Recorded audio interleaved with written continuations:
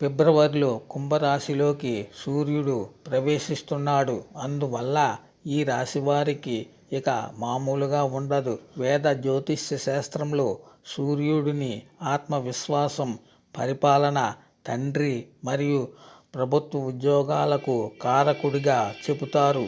సూర్యుడు ఫిబ్రవరి 7వ తేదీన కుంభరాశిలోకి సంచరించబోతున్నాడు.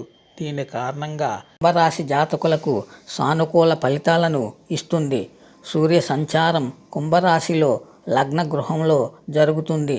దీనివల్ల ఈ సమయంలో మీరు గౌరవ ప్రతిష్టలను పొందుతారు. ఆత్మవిశ్వాసం మెరుగుపడుతుంది. పాత వివాదాలు తొలగిపోతాయి. అద్భుతమైన వైవాహిక జీవితాన్ని అనుభవిస్తారు. అవివాహితులకు వివాహ ప్రతిపాదనలు అందుతాయి. మీ పనితీరు మెరుగుపడుతుంది.